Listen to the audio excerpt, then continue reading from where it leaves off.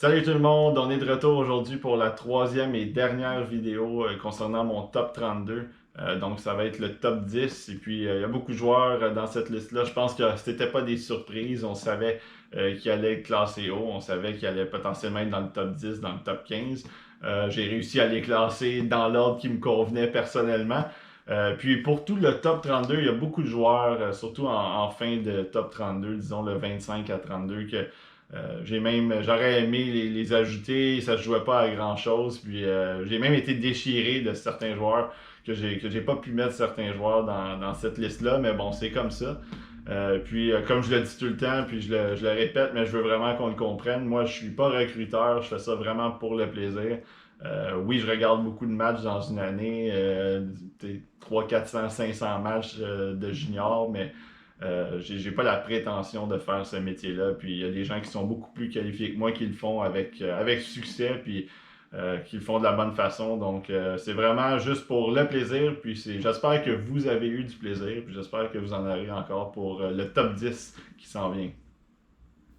On entre dans mon top 10 avec l'attaquant suédois Fabian Loussel.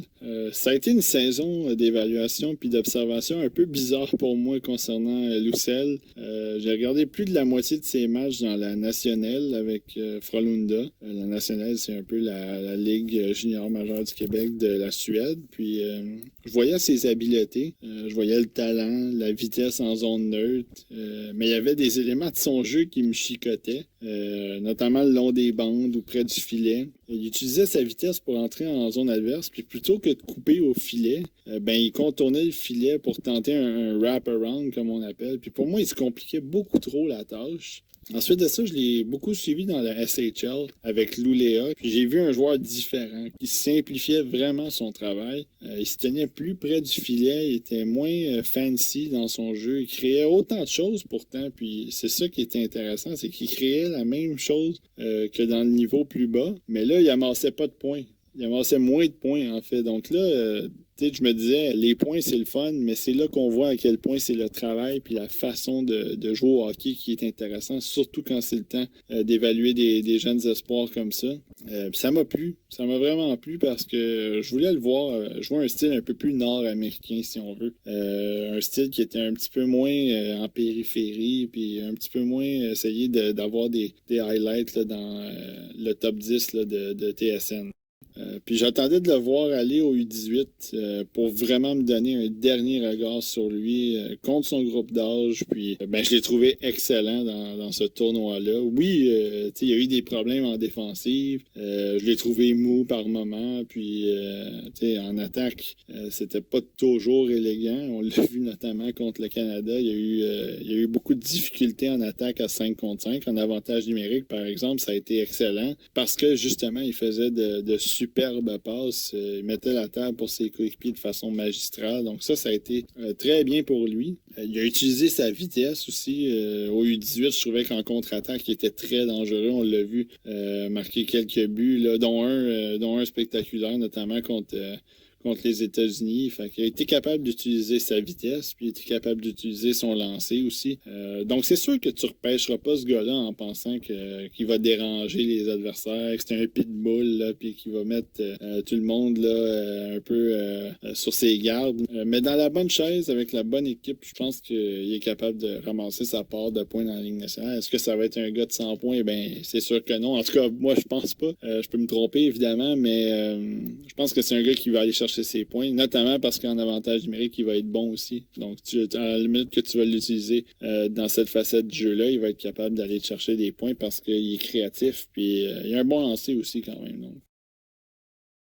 Au neuvième rang, j'ai l'attaquant suédois, qui est aussi suédois comme Lucelle, c'est William Eklund. Puis je tiens à commencer avec Eklund en disant que je peux très facilement endosser le fait que des gens l'aient dans le top 5 ou même dans le top 3.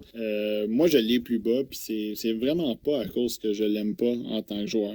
La raison pourquoi je l'ai plus bas, c'est vraiment parce que il me manque des informations dans son cas. Je l'ai vu dans la SHL avec Drew Gardens, puis c'était c'était très bien. Il a eu une bonne saison pour son âge. Il a été bien utilisé quand même. Mais il a raté du temps de jeu. Il s'est blessé. Il a eu la COVID-19. En fait, je ne sais pas s'il a eu la COVID-19, mais il a été impliqué avec la Suède. Il a été écarté du mondial junior à cause de ça. Donc, ça m'a vraiment dérangé parce que j'aurais aimé ça le voir à ce niveau-là. Ça m'aurait aidé dans mes évaluations, puis ça m'aurait permis d'être un petit peu plus précis, si on veut. Donc, ensuite de ça, il ne pouvait pas participer au U18 parce que c'est un late, donc il est plus vieux. Il n'a pas joué au championnat mondial, là, comme Owen Power l'a fait ou Matthew Beniers. Ça m'a attristé un peu qu'ils ne prennent pas part à ces tournois-là, parce que je pense que au mondial junior, il aurait été un des joueurs les plus importants de la Suède. Donc ça aurait été bien de le voir là, d'essayer de le voir dominer dans son groupe d'âge. Puis je pense qu'il aurait pu prendre une belle expérience contre des hommes au championnat mondial. Lui qui avait déjà de l'expérience dans la SHL, de le voir contre les meilleurs au monde, ça aurait été en fait une partie des meilleurs au monde. Ça aurait été intéressant pour lui. Puis ça m'aurait permis de mieux cerner aussi ses habiletés. Parce que Eklund, moi, je le trouve très dynamique. Je pense que c'est un gars qui est high octane, là, si on veut. Il est électrisant avec la rondelle, un peu à la Lucelle en relance. Il est capable de contrôler la rondelle d'un bout à l'autre. Très bon coup de patin, un très bon tir. Capable de mystifier un peu les défensives aussi en feintant. Ou même en feintant de tirer aussi, faisant semblant d'envoyer la rondelle, puis tout de suite refiler à une option qui est bien placée ou qui est libre. Donc ça, j'aime ça. Il est deceiving en anglais qu'on dit. Puis c'est pas seulement un joueur de finesse. Je l'ai trouvé, moi, très bon le long des bandes. C'est un gars qui donne un bel effort, qui suit bien le jeu en relance. Il n'y a pas nécessairement de choses que j'aime pas dans son jeu. Des fois, il a été un petit peu mêlé en défensive et c'est pas toujours efficace en repli, mais ça, c'est des choses qui sont normales quand un jeune de 18 ans. En plus, qui jouait dans une ligue d'hommes avec une équipe qui était très ordinaire. Donc, c'est ça. Ça peut avoir de l'air bas, le 9e rang, aux yeux de plusieurs personnes, mais c'est ça. C'est un rang qui était honnête pour moi, compte tenu de ce que j'avais vu de lui cette année.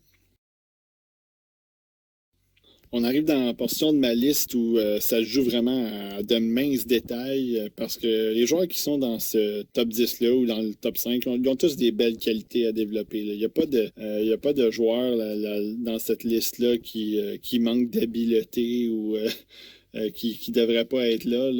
Tout le monde a un potentiel d'être un très bon joueur dans cette liste-là. Puis après, c'est le développement. Puis Dylan Gunter, au 8e rang, c'est ça. Ça en fait partie de cette liste-là. C'est un des meilleurs francs-tireurs du repêchage, selon moi. Puis ce que j'aime de lui, c'est qu'au-delà de son tir, c'est pas seulement un one-trick pony là, qu'on appelle. C'est pas un gars qui va juste tirer puis attendre. Je sais mettons Arthur Kaliev, il y a quelques années, c'était un peu ce genre d'attaquant-là il fait juste dégainer, mais il crée pas d'autre chose à 5 contre 5. Gunter, on n'est pas là du tout avec lui. C'est un attaquant qui peut transporter la rondelle avec aisance, avec vitesse. Il est capable d'alimenter ses coéquipiers sans problème.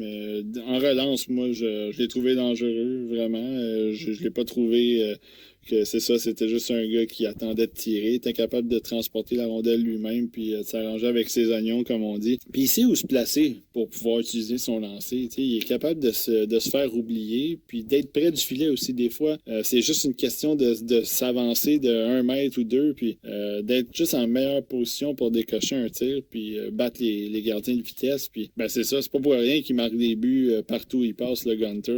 Ce que j'ai aimé aussi de lui, c'est qu'il n'hésite pas à compléter des mises en échec. C'est pas nécessairement un gars qui pèse 220 puis qui veut ramasser tout ce qui bouge, mais juste le fait d'avoir cette attitude-là, de compléter la mise en échec, de juste laisser sa marque en attaque. Puis, des fois, ça pose une petite mine dans la tête du défenseur de dire la prochaine fois que je vais le voir, je vais devoir peut-être être un peu plus rapide parce que ça ne me tente pas de me faire plaquer comme ça.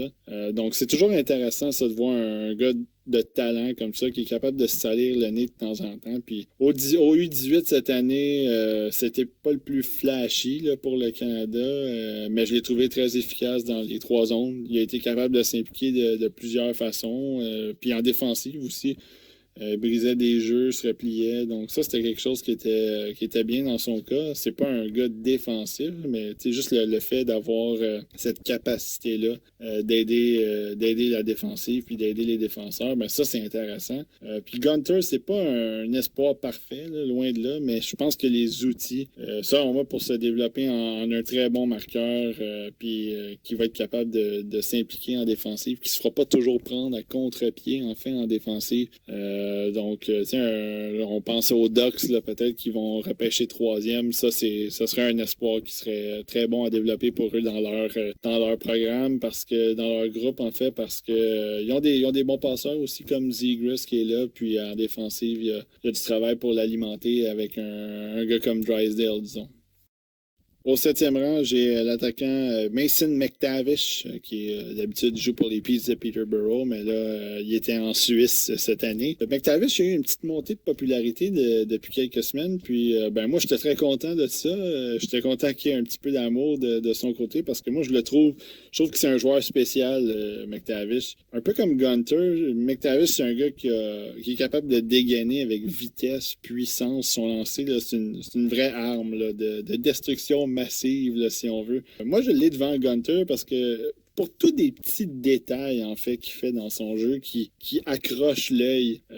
McTavish, là, premièrement, il a un très bon gabarit. Et puis, il n'a pas peur de s'en servir, surtout le long des bandes, près du filet, complète des mises en échec, fonce au filet, pour des retours. À son âge, son intelligence sur 200 pieds, ça fait de lui un joueur tellement utile. Ça va vraiment être un atout là, pour l'équipe et pour les entraîneurs qui vont pouvoir l'utiliser dans toutes les situations sans même s'inquiéter de son travail. C'est un jeune qui est très compétitif, il est très tenace. Lorsqu'il vient le temps de soutirer la rondelle à ses adversaires, il est très solide avec son bâton, avec son corps, comme je le disais aussi. Finalement, là, il y a un flair offensif qui fait souvent de lui un joueur à surveiller là, dans le territoire ennemi. Il n'a pas peur de brasser puis de se faire brasser. Puis selon moi, là, c'est un joueur qui va être capable d'influencer positivement ses coéquipiers. Puis un style papier sablé aussi que j'adore. Donc, McTavish, là, c'est un joueur qui va sûrement grimper. Puis on l'a vu au U18, son trio en compagnie de Bedard et Stankoven. C'est Stankoven que j'ai parlé de la vidéo précédente. Son trio était de tous les combats pour le Canada. Ils ont mené la vie dure à tous les défenseurs, toutes les équipes. Vraiment, là, ils pouvaient mettre n'importe qui contre ce trio-là. Ils étaient toujours dans les pattes de leurs adversaires. Donc, ça a été vraiment un trio très spécial pour le Canada. Puis lui, ben, il en a fait partie vraiment, une partie intégrante, là, si on veut, parce que c'est pas juste Bedard là, qui a tout roulé cette attaque-là. McTavish était là aussi pour appuyer en attaque et aider en défensive. Certains questionnent son patin, mais moi, je le trouve pas mauvais. Il se déplace bien. Puis d'ailleurs, moi, quand je l'ai vu en Suisse cette année, c'est une ligue qui patine, là, c'est moins physique. Puis je le trouvais même supérieur à Brandon Hartman, qui est un autre gars qui est un choix de potentiel de première ronde cette année. Donc, pour moi, McTavish, j'ai même pas d'inquiétude. C'est un gars qui peut être très bon là, dans le top 3, même qui peut être très bon dans le top 10, dans le top 5, même dans le top 3. Au 6e rang, j'ai le défenseur suédois Simon Edvinsson et c'est probablement un des espoirs les plus intrigants là, du prochain repêchage. Il y a énormément de positifs dans le jeu d'Edvinsson, mais il y a aussi quelques petits éléments qui tracassent un peu de temps en temps, puis c'est correct. Les défenseurs aussi sont toujours un peu plus longs à développer dans certains cas. Puis Edvinsson, c'est un gars qui a un très bon coup de patin, fluide. Pour son gabarit, là, c'est vraiment impressionnant. C'est un gars de genre 6 pieds 4, 6 pieds 5, patine très bien. Il utilise très bien sa vitesse pour transporter la rondelle, pour se déplacer en zone offensive et défensive pour se replier. Il est là quand il y a une relance, il est capable de joindre l'attaque. Puis il a de bonnes mains, donc ce qui fait en sorte qu'il peut esquiver un ou deux joueurs là, lorsqu'il veut relancer l'attaque, puis il n'y a pas de problème. Puis, ou il essaie des fois de se créer de l'espace le long des bandes, donc il est capable d'amener la rondelle un peu plus loin, puis un peu plus près de son corps pour déjouer un ou deux joueurs. Son lancer, c'est pas le plus violent, mais je trouve quand même qu'il est précis, puis ses passes sont bonnes. Les longues comme les courtes, ils se rendent bien, c'est des passes vives. Il est capable de trouver les joueurs en vitesse, puis pour que eux puissent relancer l'attaque. Donc, il y a ça qui est bien dans son cas. Défensivement, moi, je trouve que Edvinson utilise bien son bâton pour déranger le porteur du disque ou pour le faire déborder. Et même quand lui, il se fait déborder, il limite l'espace à l'intérieur. Il force les joueurs à aller le long des bandes. Ou s'amener un peu dans un genre d'entonnoir là, où est-ce qu'ils n'ont pas le choix de faire rouler la rondelle soit le long de la bande derrière eux ou derrière le filet. Maintenant, les choses qui me chicotent un peu dans son cas, c'est en défensive, je le trouve un peu risqué avec la rondelle. Parfois, il essaie de faire une feinte ou deux, puis il se place dans des positions difficiles, alors qu'il aurait pu simplement utiliser ses coéquipiers. Aussi, même s'il a un bon gabarit, je le trouve un peu soft des fois le long des bandes. Il manque un peu de hargne. Perd des fois la rondelle alors qu'il ne devrait pas la perdre. Des fois, c'est juste un peu de combativité. Puis la rondelle sera encore sur sa palette. Puis finalement, ben, je trouve parfois qu'il aime se regarder jouer un peu aussi. J'en avais parlé dans une autre vidéo un peu plus tôt. Il a tellement de talent, puis il tente tellement de choses qui sont magnifiques à voir sur des reprises vidéo, mais qui font des fois grisonner un peu les cheveux des entraîneurs quand ça fonctionne pas. Mais son potentiel est hyper intéressant. Je pense qu'un club qui a une bonne structure de développement pourrait faire de lui peut-être le meilleur joueur de ce repêchage, là, rien de moins. En même temps, j'ai l'impression que les chances sont énormes aussi qu'il devienne un très bon joueur, mais qu'il devienne aussi un possible flop. On le sait pas. Moi, je le vois pas comme un flop. Je pense que c'est un potentiel numéro 2 dans la Ligue nationale en défensive. Il y a quand même cette possibilité-là qu'il devienne un genre de Griffin Reinhardt, puis ça pourrait vraiment faire mal à l'équipe qui repêche, mais vraiment, moi, j'ai pas d'inquiétude, mais je pense que c'est ça. Je pense qu'il y a quand même quelque chose à faire avec Edmondson, un très bon potentiel, puis c'est pas un accident de le voir 6e dans ma liste. C'est un défenseur que j'hésiterais même pas à repêcher. Il y a beaucoup de choses qui reposent sur son potentiel à Edvinson parce que les qualités sont là, mais il faut qu'il se développe, il faut qu'il se transpose dans la Ligue nationale, puis ça, c'est pas toujours évident. Au 5e rang, je me gêne même pas. C'est Cole Sillinger, puis c'est un de mes favoris de tout le repêchage. Puis des personnes qui vont peut-être capoter de voir que je l'ai dans mon top 5 ou qui est dans le top 5 tout court d'une liste. Moi, en 2018, quand je voyais Brady Tkachuk, j'avais les cœurs dans les yeux. Puis cette année, ben, je pense que j'ai trouvé son égal. Sillinger, c'est un gars qui mesure 6 pieds, pèse 200 livres, peut jouer à toutes les positions en attaque. Il y a la combinaison de talent, de travail, de papier sablé qui me fait capoter, tout simplement. J'adore ça. D'abord, je crois qu'il possède le meilleur lancer de tout le repêchage. Puis laissez-moi vous dire là, que ça rentre. Là, ça rentre au poste. La rondelle, elle s'en va dans le coin puis elle s'en va rapidement.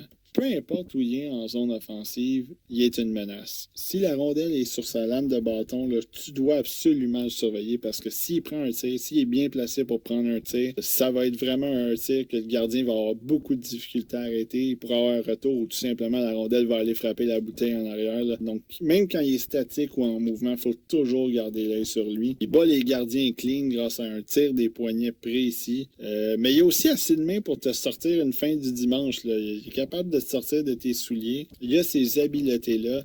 Puis selon moi, il n'y a rien à envier à qui que ce soit dans ce repêchage-là, de ce côté-là. Ensuite, son sens du jeu, moi, je le trouve très bon. Il sait quand passer la rondelle. Il analyse bien les situations en zone offensive. Puis il anticipe bien où va être la rondelle. Puis où il doit être, lui, pour être dangereux sur la glace. Puis si tu ajoutes à ça le travail acharné le long des bandes, derrière puis devant le filet, en protection de rondelle, tu sais, pour moi, là, tu te ramasses avec un joueur extrêmement complet en attaque qui est capable de justement allumer là, un feu pour justement réveiller ses troupes. Là. Moi, Sillinger, selon moi, c'est le gars le plus physique du repêchage en plus. Fait, quand il frappe pour faire mal, il joue méchant, il joue avec un edge là, dans son jeu qui fait pas plaisir plaisir aux défenseurs adverses. Puis il n'a pas peur de jeter les gants, là, on l'a vu aussi dans la USHL. Fait que moi, quand certaines personnes disent qu'un joueur du style de Brady Tkachuk, ça passe pas souvent dans un repêchage, ben moi, je pense qu'on pourrait en dire autant de Cole Sillinger. Là. Si tu as l'occasion d'avoir un gars là à un rang que tu considères décent, là, faut pas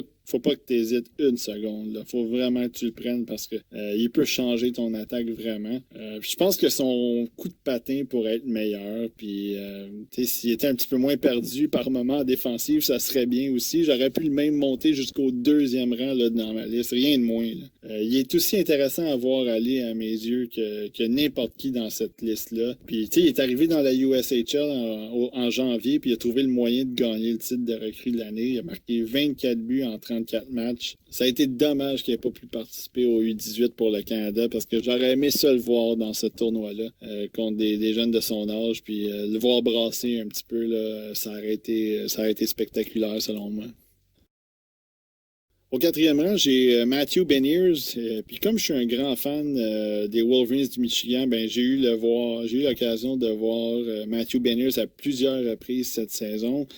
D'ailleurs, les 34 visionnements que j'ai vus de lui cette année, ben, c'est mon plus haut total, tout joueur confondu dans ce repêchage-là cette année. Donc, je pense que j'ai quand même une bonne vision de lui là, en toute humilité. Beniers, c'est un joueur que plusieurs ont même au premier rang de leur liste. Puis ça, je peux endosser ça à 100%. Là. Quand on parle d'un centre two-way qui triche pas la game, puis qui est responsable, qui fait les choses nécessaires pour aider une équipe à gagner, là, ben, on parle de Matthew Beniers. C'est un joueur qui comprend tellement bien le jeu, il limite ses erreurs, puis il en provoque beaucoup de l'autre côté. Il possède un très bon coup de patin, il s'en sert bien pour relancer l'attaque, c'est une de ses forces, puis il est capable de revenir appuyer ses défenseurs aussi.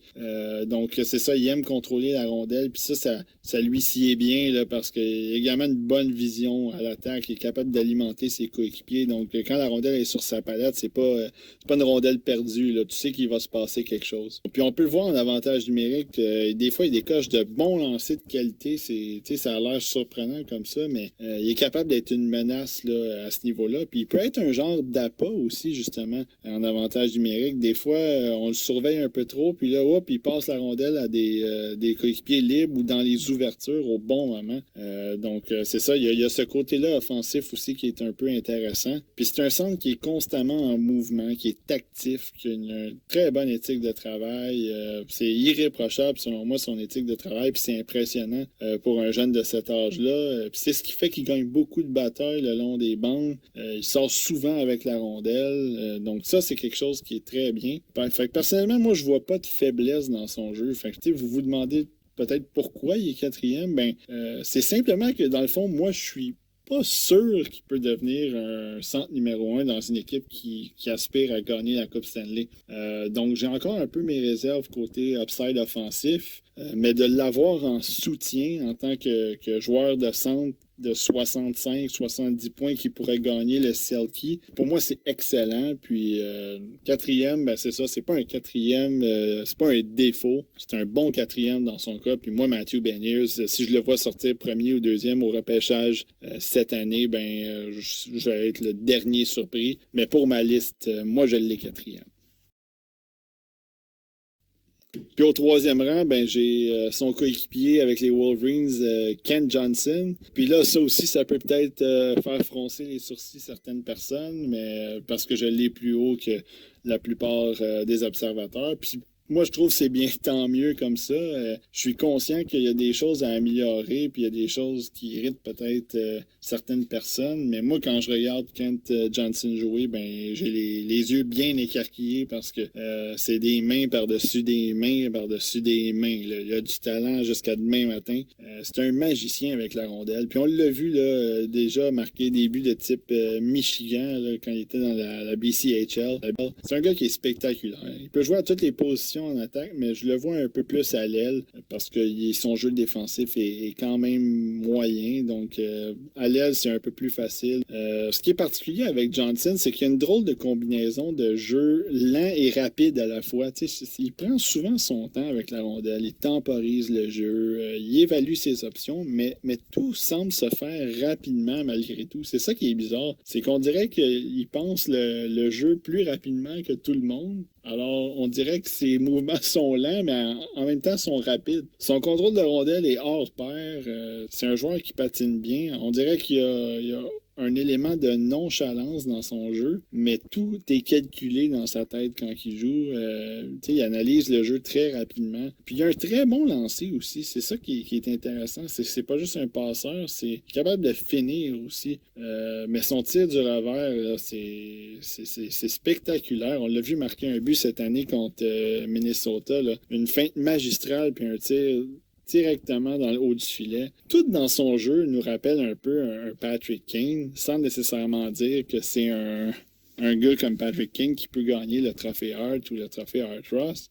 Mais il y a un style qui s'apparente à Patrick Kane. Ses passes sont excellentes, mais il est aussi capable de finir les jeux, comme je le disais, puis on l'a vu en avantage numérique. Il est prêt à tirer, mais il est capable de prioriser une belle passe aussi là, à travers la boîte défensive ou directement à la pointe. On l'a vu marquer des buts cette année aussi en fonçant au filet. Il avait même encaissé une bonne mise en échec là, à une ou deux reprises.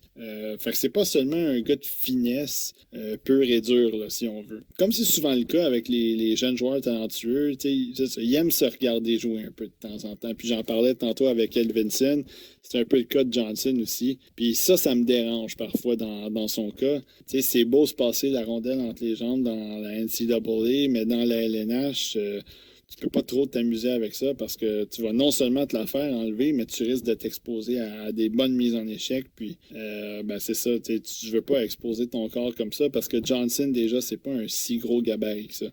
Mais tu sais, Johnson, il est capable justement d'éviter les mises en échec, capable de rouler un peu le long des bandes, mais ça c'est un peu à son désavantage parce qu'il perd souvent la rondelle. Il se protège avant de protéger la rondelle. Fait que ça peut être frustrant par moment. Est-ce que je crois que c'est un joueur qui pourrait générer beaucoup d'attaques et amasser son lot de points dans la Ligue nationale? Absolument. Parce qu'il a le talent, il a le sens du jeu pour le faire. Puis si un club est déjà bien nanti, si on veut, en gros attaquants, pour moi, un gars comme Johnson, là, ça serait magnifique pour faciliter leur travail puis les alimenter. Moi, j'hésiterais même pas. Puis je l'ai top 3 justement pour l'ensemble de l'œuvre, si on veut. Tout le talent qu'il a puis le nombre de points que je le vois obtenir dans la Ligue nationale. J'avais pas le choix de le mettre devant Matthew Beniers. C'est selon moi le meilleur attaquant du repêchage.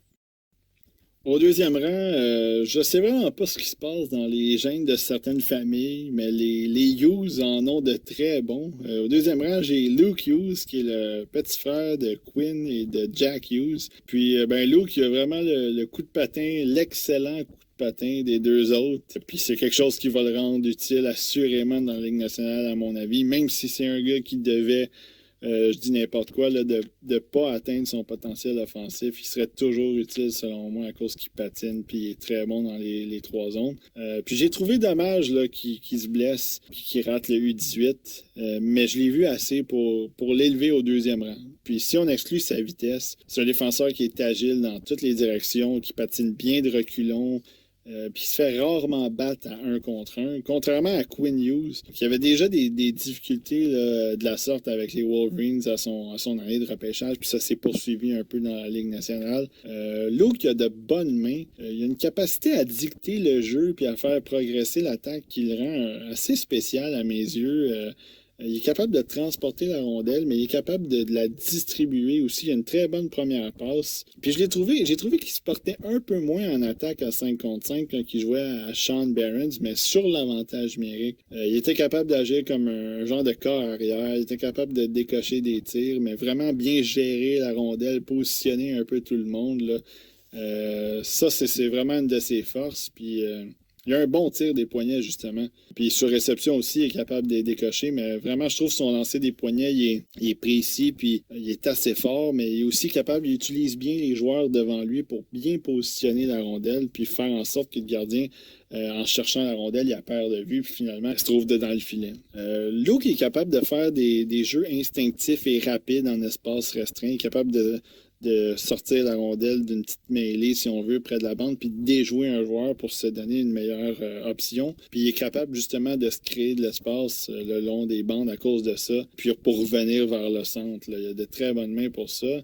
À 6 pieds 2 puis environ 180 livres, ben, il est déjà plus costaud que Quinn. Alors, il part de moins loin là, en ce qui a trait au jeu devant le filet en défensive ou le long des bandes, parce que ça va être à travailler dans son cas aussi. C'est pas parfait en défensive. Il y a des choses à améliorer de ce côté-là. Puis j'ai trouvé des fois qu'il prenait des risques un peu non calculés en défensive. Pas qu'il essayait d'être fancy, mais on dirait qu'il lisait un peu mal le jeu de temps en temps.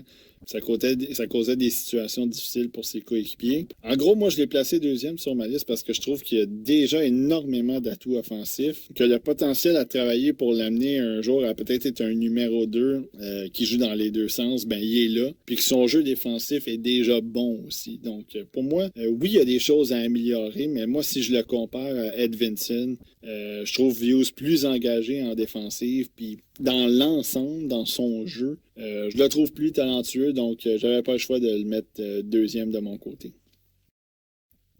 Puis finalement, ben là, si vous avez fait le décompte d'un bout à l'autre, mais il n'y a pas de surprise. Le joueur qui se trouve au sommet de mon top 32, ben, c'est le défenseur des Wolverines, Owen Power. Puis moi, je suis du genre à respecter l'opinion des autres lorsqu'on m'amène des arguments. Puis malheureusement, dans le cas de Power, j'ai l'impression qu'il y en a qui le descendent des classements juste pour aller à contre-courant, pour faire jaser. Ce que j'aime de Power, là, c'est qu'il a 6 pieds 5, il pèse 215 livres. Il a déjà un excellent coup de patin. Il a une fluidité dans ses mouvements. Tout a l'air simple pour lui. Il n'y a rien de awkward. Là. Il n'y a rien d'un petit peu bizarre là, quand il patine. C'est un gars qui peut monter la rondelle par lui-même, la faire progresser avec une bonne première passe. Moi, je trouve qu'il a une vision du jeu, là, une très bonne vision du jeu qui lui permet de repérer des options, que ce soit à force égale ou en avantage numérique. Puis, on l'a vu là, justement au championnat mondial avec le Canada. C'était quasiment lui le carrière, puis il a juste 18 ans. Là. Son tir, c'est pas le plus violent, mais je trouve qu'il place bien. Puis ça, ben, c'est toujours intéressant pour un attaquant parce que tu peux le faire dévier, tu peux prendre des retours. Donc, sans nécessairement vouloir défoncer le filet, il est capable de placer ça à un endroit que ses coéquipiers puissent toucher à la rondelle, en fait. Là. En défensive, il utilise bien son corps pour séparer son adversaire de la rondelle le long des bandes. Puis en plus d'être difficile à déborder, il utilise bien son bâton pour soutirer la rondelle.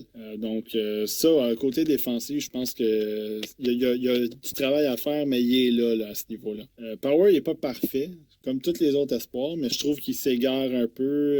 Il ne suit pas toujours bien le jeu. Des fois, il se débarrasse rapidement de la rondelle aussi. C'est pas toujours souhaité dans son cas, alors qu'il a un bon gabarit pour la protéger. Mais justement, j'aimerais ça qu'il utilise son gabarit pour frapper un peu plus sans nécessairement se sortir du jeu. J'aimerais qu'il réussisse à amener les joueurs adverses dans un entonnoir, puis que lorsque la situation, en fait, se prête bien, mais qu'ils terminent ses mises en échec, qu'ils soient un peu plus méchants. Bien sûr, c'est ça. Ça, c'est du nitpicking, comme on dit, parce que, Power, selon moi, il est très complet. Puis, certains l'ont rabaissé un peu, mais moi, j'ai pas de misère à le voir premier. Je sais pas pourquoi on pourrait le baisser hors du top 10. Il a été excellent cette année avec les Wolverines. Il a été excellent au championnat mondial de hockey.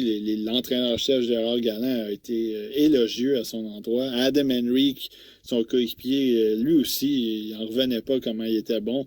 Donc, à un moment donné, on a tous notre vision, mais ces gens-là, ce ne sont pas des idiots non plus. Là. Fait si vous n'êtes pas impressionné par le jeu de Power, ben, ça va me prendre de bons arguments quand même, là, parce que c'est un gars à l'attaque qui est excellent, puis en défensive, il fait le travail même s'il y a des choses à améliorer. Fait, je ne sais pas s'il y a un joueur qui est prêt pour la Ligue nationale l'an prochain, mais je pense que Power, à mon avis, c'est lui le plus prêt, même s'il a décidé que... Ben, en fait, il a dit qu'il aimerait peut-être retourner avec les Wolverines.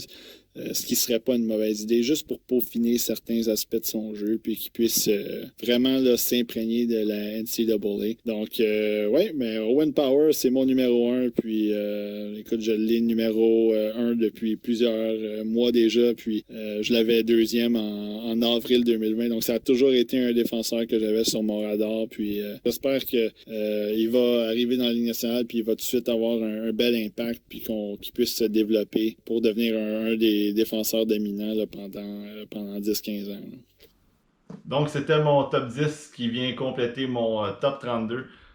Donc, beaucoup de joueurs là-dedans. Peut-être que vous avez classé plus haut, plus bas. Vous pourrez m'en parler justement en commentaire. On pourra échanger là-dessus. Puis, on va pouvoir continuer à alimenter les discussions aussi jusqu'au repêchage qui va être dans environ un mois. Puis moi, de mon côté aussi, je vais essayer de demander à des collaborateurs qu'on vienne jaser un peu, peut-être des choix du Canadien, peut-être des choix de certaines équipes ou un peu comment va se dérouler le repêchage, possiblement un mock draft aussi. Donc, je vais essayer de continuer à faire alimenter cette discussion-là puis à faire progresser la chaîne de ce côté-là. Donc, en attendant, ben, je vous dis un bon été puis je vais vous souhaiter un bon repêchage.